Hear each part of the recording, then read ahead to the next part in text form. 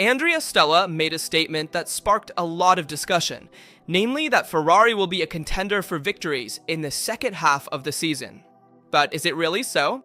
Or is he doing it to put pressure on the Maranello team?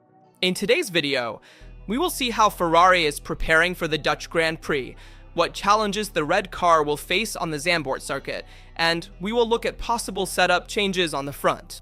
We also need to talk about the Cadillac video where they announced the official drivers, Perez and Bottas, and finally, we will hear about a rumor that Cadillac has denied. Before we start, please remember to leave a support like and subscribe so you don't miss any Formula 1 themed videos. That said, let's get started right away. In the 2025 season, we saw an absolute protagonist, namely McLaren. A dominant car, a trusted team, and Andrea Stella at the helm of a project that seems to have no weaknesses. Yet, despite McLaren's successes, the same Andrea Stella issues a clear warning. Ferrari is not out of the game at all. According to Walking's team principal, the red team will be a formidable opponent to consider in the second half of the year. And this is a statement that immediately changes the perspective on the season. Because until now, the numbers tell a different story. 14 Grand Prix races held, an unstoppable McLaren, and a Ferrari still without victories. The only top team that has never managed to reach the top step of the podium. A heavy statistic that in any other era would have already sparked controversy and accusations. Yet, looking deeper, there is a detail that tells a different truth. Despite all the difficulties, Ferrari is second in the constructors' standings. Behind, only a McLaren traveling on another planet, but ahead of Mercedes and Red Bull, and this means that the potential, at least on paper, has never been lacking. Stella states clearly, "I'm not surprised because Ferrari has been competitive in recent races." And they are right. At Silverstone on the Schuto, Leclerc had the pace to put pressure. In Belgium, the SF25 showed concrete signs of competitiveness, both in qualifying and in the race. Thanks also to the rear suspension update. And more than once, the pole position was within reach. So we're not talking about a team in disarray, but about a project that has shown flashes of competitiveness, which, if consolidated, could change the balance. Stella emphasizes a fundamental aspect. We pushed to the maximum in the first stint, and Leclerc managed the race lead, with a certain control, a word that captures a precise reality. When Ferrari manages to start in front, like in Hungary, set the pace for yourself, become a credible opponent. It's not invincible, but capable of challenging McLaren. And Stella's message is even more interesting, because it doesn't limit itself to Ferrari. The McLaren team principle broadens the discussion. Every time we race in the second half of the season, we should be competing not only with Ferrari, but also with Mercedes and Max Verstappen.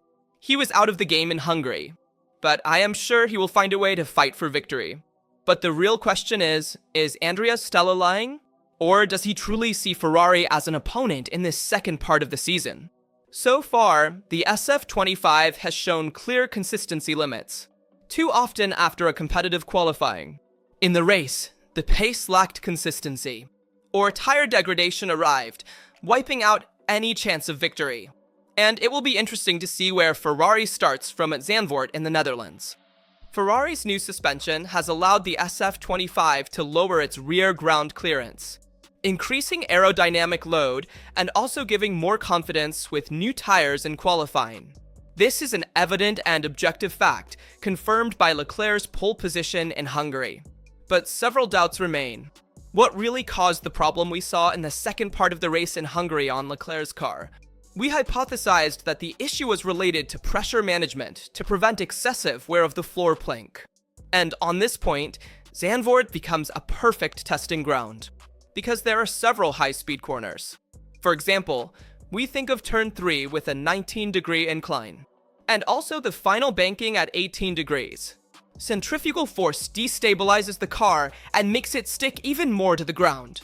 And here we will see if Ferrari truly has issues with plank wear, or if this new rear suspension really works. This weekend could mark a turning point for Ferrari. As for Hamilton, banalistically, Zandvoort could be a circuit that helps him, because there aren't many abrupt decelerations and sudden braking. where it's important to have feeling for the front, and therefore confidence on the entry without oversteering.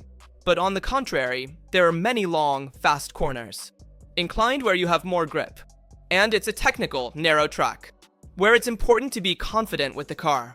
And it's important for Lewis to regain confidence with the SF25. Then we have Max Verstappen in front of his home crowd, and Mercedes aiming to get back on the podium. We know that Mercedes struggles more on tracks with fast corners. But at the same time, in the Netherlands, good traction is also needed, and good balance. But let's look more specifically at the work Ferrari is doing ahead of the Dutch Grand Prix. The central point remains the same. Ferrari needs to free itself from chronic understeering, which has limited it too often. Zandvoort is a track full of medium and low-speed corners, with a layout that rewards cars capable of generating rotation and mechanical grip, maximizing the track surface. Last year, the SF24 suffered greatly in this context, and part of its DNA remained on the SF25. That's why setup becomes crucial. It's necessary to protect the front and ensure rotation in the tighter corners, without sacrificing stability and traction on exit. A difficult but essential compromise to make the car drivable and competitive. The good news is that with the new rear suspension, the operating window has expanded. The SF25 now adapts better without needing to push on extreme setups as it did at the start of the season.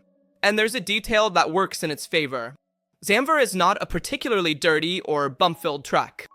The heights on the ground can therefore be more easily monitored, allowing the team to work continuously. The other major factor is, as always, tire management. Pirelli has defined the Dutch GP as very demanding on the tires. The track is narrow with very few sections to cool the tires. The asphalt is slippery and the required load level is high. All this leads to significant wear and a constant risk of overheating. However, for Ferrari, this is not necessarily bad news. In Budapest, with high temperatures, the SF25 responded well. The thermal management of the tires was one of its strengths, to the point of challenging Red Bull and Mercedes. It is therefore reasonable to expect that, even at Zandvoort, the red car can defend itself. The biggest problem remains the activation of the compound at the start of the lap. Too often, Ferrari struggles to immediately enter the right window in the first corners.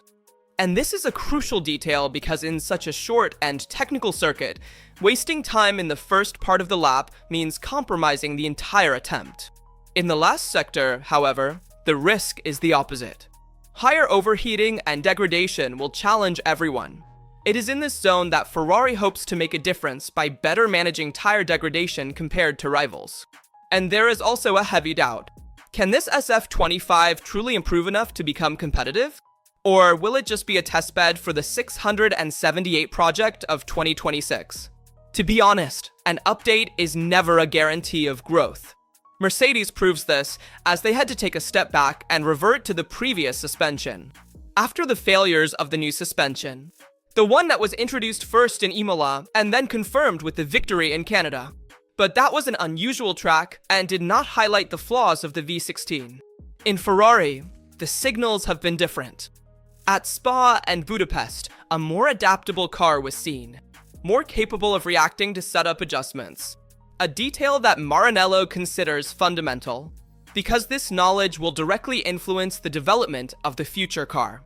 And consider the fact that for 68% of the lap time in the Netherlands, the throttle remains fully open. And at the same time, there are long corners with high G-forces that wear out the front tires. It's a typical front-limited circuit. If you have understeer, you're doomed. And this is the point Ferrari must try to solve in the Netherlands. And with the McLaren now unreachable in the constructors' standings and a Mercedes close behind with only 20 points difference, Ferrari's goal is to try to maintain second place in the Constructors' World Championship and to give confidence to the drivers by maintaining a constant ground clearance, and thus working on the rear suspension to try to at least compete for the podium in every race. And who knows, maybe Andrea Stella's prophecy will also come true, to see a Ferrari in the second half of the season, fighting for victory. And many believe that Ferrari might have an aerodynamic problem at the front. In fact, in certain conditions, the nose becomes too light during deceleration, and the driver loses confidence specifically in the front. And therefore, he cannot steer the car properly. That's why we often see an unpredictable SF25, especially in the hands of Lewis Hamilton. And beware, for the Dutch GP, the FIA is pushing for a two-stop strategy. We know that in the Netherlands, the speed limit in the pit lane will be raised from 60 to 80 kilometers per hour, a move aimed at making pit stops faster, and consequently encouraging teams to plan 2 pit stops instead of just 1. The idea is clear: to make stopping more often at the pits more advantageous, varying strategies, and thus increasing the chances of battle. Because, as we know, overtaking on the track at Zandvoort is almost impossible, especially with these ground effect cars that are so wide. So far, the Dutch pit lane, which is narrow and unique, was limited to 60 kilometers per hour for safety reasons.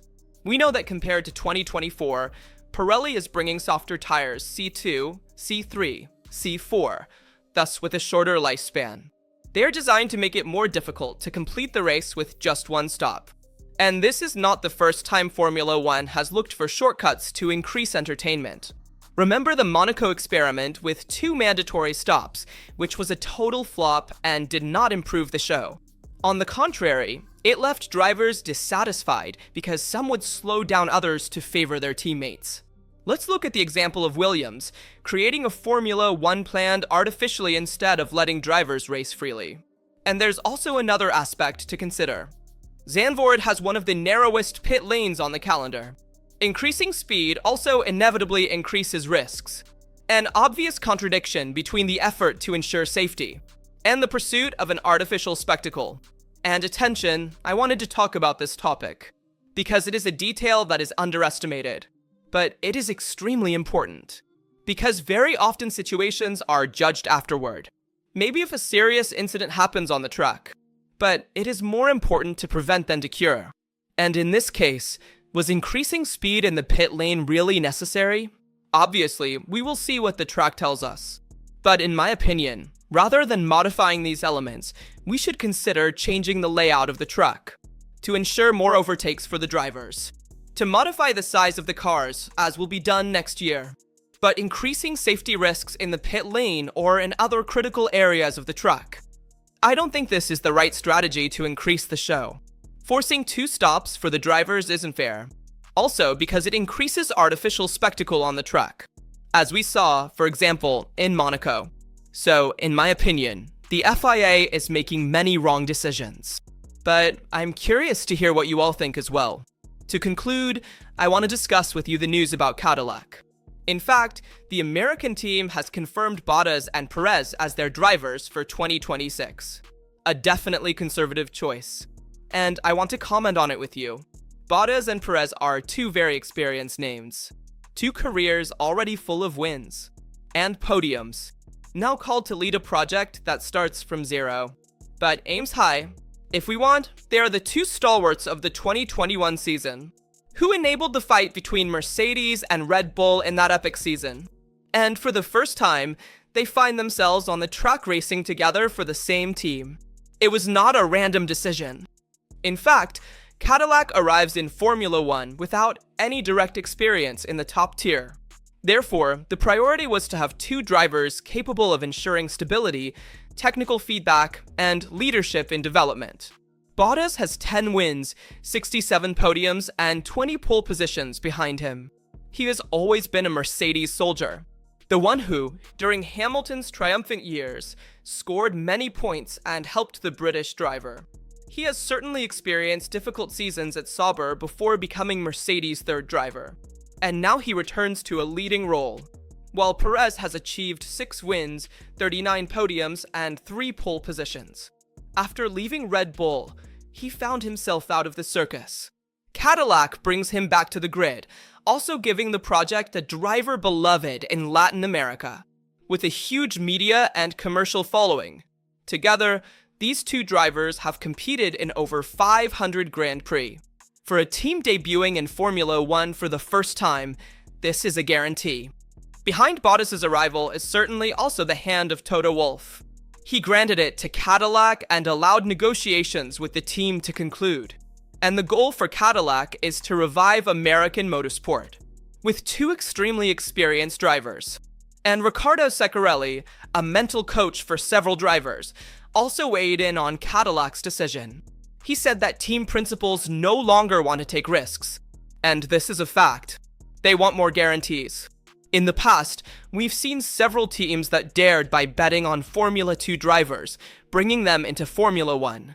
Perhaps two young drivers at the same time. For example, think of when Asa bet on Mazepin and Mick Schumacher. This strategy of placing young drivers regardless is no longer considered by teams, especially those in the midfield, who have a budget cap that heavily limits their development during the season. So any incident that happens will cost a team a lot. Let's consider, for example, last year's situation with Williams and Franco Colapinto, Logan Sargent, who caused many incidents for the team, and they cost a lot to a low-ranked team like Williams. These situations are no longer desired in Formula 1. That's why a new team entering Formula 1 for the first time, like Cadillac, does not want to take risks and focuses on experienced drivers, to solidify their presence within the circus, to increase their know-how by gaining insights from Mercedes with Bottas and from Red Bull with Perez, and additionally, to limit the number of incidents, maximize the points earned at the end of the season, to also increase the bonus earned in the standings. And all these elements influence a team's decisions. That's why I am not surprised by Cadillac's decision, and I consider it the right one. It's about focusing on experienced drivers. Certainly, this choice limits young drivers, who have fewer opportunities to debut. Although we've seen many rookies reach Formula 1 this year. But maybe they don't all arrive at the same team at once. They arrive after completing several tests, after participating in various sessions in previous years, free practice sessions dedicated to rookies, and especially paired with an experienced driver. For example, think of Berman, or Hülkenberg with Bortolito.